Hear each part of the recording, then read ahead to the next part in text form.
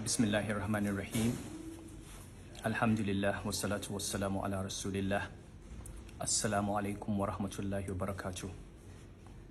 Yan uwa, mun samu labari mai tayar da hankali na kisan gilla da aka yi wa wasu 'yan uwa da suke dawowa daga taron sikirin shekara a Bauchi a gidan Maulana Sheikh Tahir Usman Bauchi, waɗanda aka tare su aka kashe su a cikin jihar Plateau.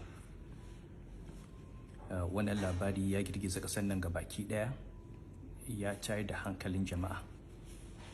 Na farko muna addu'a Allah subhanahu wa ta'ala ya karbi shahadar waɗannan bayin Allah da suka rasu, Allah ya gafarta musu.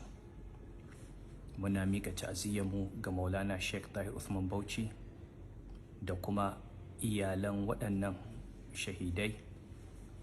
Allah ya kyautata haƙuri, Allah ya kiyaye gaba.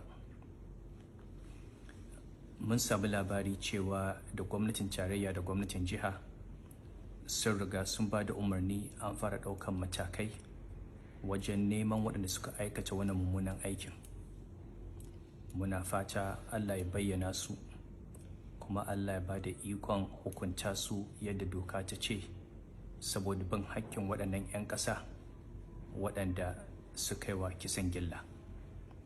Muna kira ga 'yan uwa ga baki ɗaya da a yi haƙuri, a bar jami'an tsaro su yi aikinsu. Kada a ɗauki doka a hannu, kada a ce za a yi ramuwa, kuma a ci gaba da addu'a ga ƙasa da shugabanni. Allah Ubangiji ya ba su ikon kawo mana tsaro. Allah Ubangiji ya kwantar da hankalin ƙasar nan, ya ba mu lafiya da zaman lafiya.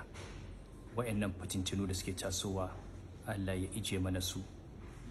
Allah ya dawo da ƙasar mu arzikinta da kwanciyar hankalinta da zaman lafiyarta. Assalamu alaikum wa rahmatullahi wa barakatuh.